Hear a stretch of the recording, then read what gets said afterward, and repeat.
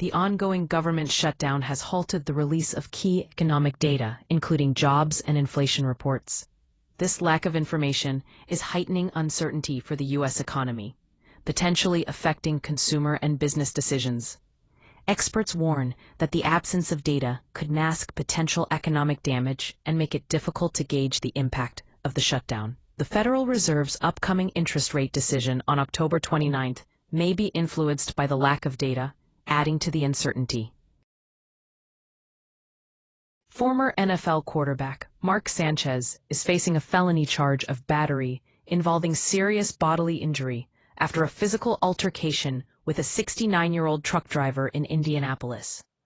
The victim sustained significant injuries, including a severe laceration to the side of his face. Sanchez was initially charged with 3 misdemeanors, but now faces a more serious charge that could result in 1 to 6 years in prison. The incident occurred at a hotel loading dock over a dispute about parking. A devastating fire destroyed the home of South Carolina Circuit Court Judge Diane Goodstein on Edisto Island, hospitalizing 3 occupants. The judge and her family were forced to jump from the burning building to escape the blaze. Colleton County Fire Rescue rescued the occupants via kayak due to the area's marshy terrain. The cause of the fire is currently under investigation by SLED. The Supreme Court has declined to take up the appeal of Ghislaine Maxwell, who was contesting her prosecution and conviction on grounds that the government had violated an agreement made with Jeffrey Epstein before his death. The decision marks a significant setback for Maxwell, who was convicted in 2021 of sex trafficking and other charges related to her association with Epstein. Hundreds of hikers are trapped on Mount Everest due to an unexpected blizzard. An effort is underway to rescue them, but the situation remains challenging. The blizzard has caused severe weather conditions, making it difficult for rescuers to reach the stranded hikers. The incident occurred on October 6, 2025. West Virginia Attorney General John J.B. McCuskey is leading a multi-state investigation into big tech firms, alleging they exaggerate their clean energy commitments. The probe targets Amazon, Google, Meta, and Microsoft over claims of relying on renewable energy certificates to claim green energy use. McCuskey said the practice distorts the energy market and threatens grid reliability in states like West Virginia that produce coal and natural gas. Los Angeles Lakers forward LeBron James is fueling retirement speculation after posting a cryptic video tease on social media. The 40-year-old NBA star, who has hardly shown any signs of slowing down, averaged 24.4 points, 8.2 assists, and 7.8 rebounds in his age 40 season. If he winds up playing in 2025-26, it would be his 23rd NBA season, setting a new record. James has yet to commit to returning for another season, saying he would think about his future after the Lakers were eliminated from the playoffs. Assistant Attorney General for the Justice Department's Civil Rights Division, Harmeet Dhillon, issued a warning about making threats against her, saying they're being referred to the U.S. Marshals Service. The threats allegedly came from a staffer for California Governor Gavin Newsom and Democratic Senator Chris Murphy of Connecticut, who retweeted a post that included a screenshot of one of Dhillon's previous posts. Authorities are investigating a fire at a South Carolina judge's home, which Dhillon had publicly targeted in a previous post. Dhillon told Fox News Digital that the threats could cause her physical harm and described them as grossly outrageous and inappropriate. The Justice Department staff alerted her to the concerning replies beneath a post she said came from a staffer for California Governor Gavin Newsom. Country star Bryan has previewed a new song, Bad News, that is going viral online for lamenting the policies and general spirit of America under President Donald Trump. The song includes lyrics such as, "My friends are all degenerates, but they're all I got," the generational story of dropping the plot. Bryan, who has a history of being at odds with law enforcement, is known for his liberal commentary. He has reportedly condemned officers as out of control and as a bunch of middle-aged white dudes arresting people. A MSNBC Morning Joe panelist, John Heilemann, called for Democratic Virginia Attorney General candidate Jay Jones to drop out of the race after his violent text messages about a GOP lawmaker resurfaced. The texts showed Jones wishing for the shooting of then GOP State House leader Todd Gilbert and questioning whether Gilbert and his wife were breeding little fascists. Jones apologized for the texts, saying he is deeply ashamed of what he wrote. Virginia Democratic gubernatorial candidate Abigail Spanberger condemned the messages but stopped short of calling for him to end his campaign. The White House warned on Monday that a lot of pain will be inflicted on the American public if Democrats fail to vote to reopen the federal government. White House Press Secretary Carolyn Leavitt said that there will be a lot of pain inflicted on the American public, including troops who are not being paid, and women and young children who depend on critical food assistance. The government shutdown is expected to cost taxpayers $400 million a day to pay furloughed federal employees. The Senate is expected to vote Monday night on dueling measures to fund the government. Portugal has launched a new Golden Visa program targeting wealthy Americans through the LXL Ventures Fund, which offers a 5-year residence by investment program for non-EU nationals. The program requires prospective visa holders to invest about $500,000 in qualifying investments, venture capital funds, and scientific or technological research. Lisbon-based Vita Capital has seen a 571% increase in traffic from the U.S. in the first half of 2025 compared to the same period last year, according to Forbes. The new program allows people to live, work, and study in Portugal, along with enjoying visa-free travel across the Schengen area. Critics argue that golden visas favor the affluent over ordinary people and can push up local housing prices. Maine State Auditor Matt Dunlap launched a 2026 bid for the U.S. House in Maine's 2nd Congressional District against 4-term Democratic Representative Jared Golden. The announcement by Dunlap complicates Golden's re-election bid in a mostly rural district that President Donald Trump comfortably carried in the 2016, 2020, and 2024 elections. Senator John Kennedy, Republicans, arguing that a judge gave a lenient sentence to a man convicted of attempting to assassinate Supreme Court Justice Brett Kavanaugh. Nicholas Roskey received an 8-year sentence, which the senator called way too little. The Justice Department sought a tougher sentence of at least 30 years, whereas Roskey's defense team requested 8. Kennedy said the would-be killer will likely be out in 6 years and will remain a danger to society. Fox News legal analyst Greg Jarrett told Fox and Friends that Roskey's defense capitalized on the judge's history of siding with liberal litigants. Attorney General Pam Bondi announced on Friday that the DOJ plans to appeal Roskey's sentence.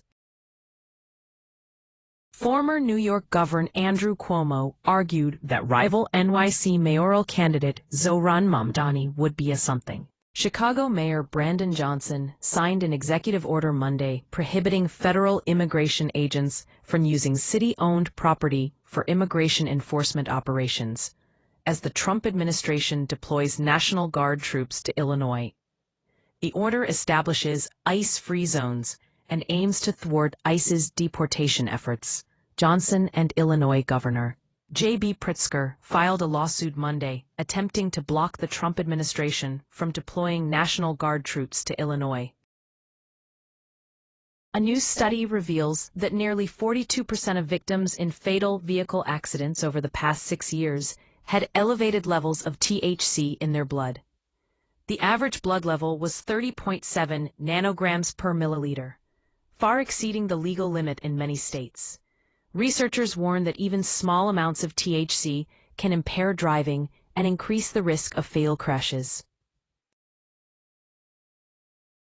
A federal judge in Maryland has lost patience with the Trump administration over the deportation of Salvadorian migrant Kilmar Abrego Garcia, who was deported to El Salvador in March due to an administrative error.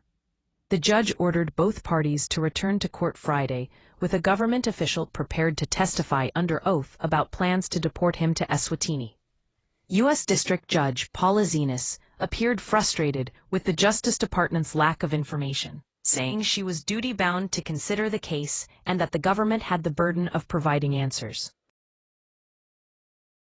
Chicago police reported 22 shootings over the weekend, resulting in 29 victims and 4 murder cases. The incidents occurred between Friday evening and Sunday night. A 16-year-old was shot in a drive-by involving a black SUV, while a 62-year-old man and 23-year-old woman were both shot in the legs while sitting in a garage. A 33-year-old man died from his injuries after being shot twice in the chest by an unidentified male during an argument. The weekend violence comes as Illinois Governor J.B. Pritzker continues to reject President Donald Trump's plan to deploy the National Guard to Chicago to quell violence. The 3-part docuseries, produced by Kim Kardashian, examines the life and legacy of Elizabeth Taylor, a vastly influential figure in Hollywood. The series includes in-depth interviews, archival footage, and expert analysis covering Taylor's rise to fame, her controversies, and her humanitarian work. Notable figures like Dame Joan Collins, Sharon Stone, Paris Jackson, and Chris Wilding, Taylor's son, contribute to the show. Fox Nation subscribers can stream all 3 episodes on demand. Arkansas Governor Sarah Huckabee Sanders has launched the 1033 Initiative, a pilot program aimed at providing wraparound assistance to needy Arkansans and moving them off government dependency. The initiative, named after Luke 10:33, will connect individuals with community advocates from local nonprofits or churches who can help address issues such as housing, healthcare, and employment. Beneficiaries will also be steered toward Launch, a site created by the governor's administration to connect job seekers with education, training, and job opportunities. The goal is to eventually have Arkansans stop relying on government assistance and stand on their own 2 feet. An Oklahoma police officer, identified as Officer Green with the Tulsa Police Department, has gone viral for his smooth dance moves while issuing a noise citation at a party on September 27, 2025. The officer was caught on video dancing to the music and even appeared to be doing a choreographed group dance. Onlookers were recording him with their phones and cheering him on as he danced. The department posted the video on Facebook, which has been viewed over 1.1 million times. According to the Tulsa Police Department's post, Officer Green issued a nuisance sound citation to the partygoers after they agreed to turn down the music. Dallas Cowboys owner Jerry Jones appeared to give the middle finger to New York Jets fans as his team won 37-22 on Sunday at MetLife Stadium. A video posted by former Cowboys star Dez Bryant showed Jones flashing the bird as he clapped for his team. The NFL could discipline Jones for his conduct, which is similar to incidents involving other owners in the past. Federal agents deployed tear gas and made arrests during a violent protest in Portland, Oregon on Sunday, just minutes after a federal judge blocked the Trump administration's deployment of the National Guard to the city. The footage shows dozens of federal personnel detaining protesters amid thick clouds of gas. A White House spokesperson said President Donald Trump had ordered federal action to address the city's violent riots, which sparked following Immigration and Customs Enforcement ICE operations. The administration expects the Supreme Court to overturn the restraining order, preventing the deployment of additional troops. Actor George Clooney has expressed concerns about raising his 8-year-old twins Ella and Alexander in the Hollywood culture environment. In an interview with Esquire, he stated that he prefers life away from the glitz and glam of Hollywood, citing a desire to give his children a fair shake at life. The couple has homes all around the world, including Italy, England, and a property near Clooney's family in Kentucky. They have chosen to live on a farm in France, where their children can experience a more traditional upbringing. Former Danity Kane member Abrego issued a warning to aspiring artists after Sean Diddy Combs was sentenced to 50 months behind bars. O'Day, who worked with Combs on Season 3 of Making the Band, cautioned young musicians to be aware of how they are being treated by those in positions of power. She emphasized that if someone oversteps their boundaries or demands more than is required, it's essential to walk away and prioritize one's well-being. Zohran Mamdani, the Democratic mayoral candidate for New York City, has repeatedly denied being a communist, despite promoting communist ideology and advocating for policies that align with Marxist principles. According to Fox News Digital, Mamdani's platform includes calls for the state to run basic operations in New York City, including bus lines and grocery stores, which is reminiscent of communist ideals. Additionally, Mamdani has expressed support for seizing private property and has called for a communist mayor of New York City. Mike Gonzalez, an Angeles T. Arredondo e Pluribus Unum senior fellow at the Heritage Foundation, stated that Mamdani is absolutely a communist who repeats lines from the Communist Manifesto. Mamdani's campaign has been criticized for its ties to communist organizations and figures, including Chea Weaver, a housing activist with close ties to communist groups. Despite these allegations, Mamdani continues to deny being a communist. Jena Sims, wife of LIV golf star Brooks Koepka, revealed on Monday that she suffered a miscarriage at 16 weeks.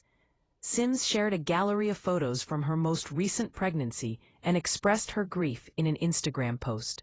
She empathized with medical professionals who have to break this kind of news to their patients. The couple has one child together and welcomed their first son, Crew, in July 2023. The current government shutdown is a showdown between Senate Republicans and Democrats over a short-term funding bill to keep the government open through November 21st. The White House, led by President Donald Trump, has taken a back seat during this shutdown, allowing Democrats to own the consequences of their refusal to support a reasonable spending bill. According to libertarian political columnist Kristen Tate, Trump's low profile is strategic, as it allows the public to see how Democrats are acting and ultimately bear most of the political consequences of the shutdown.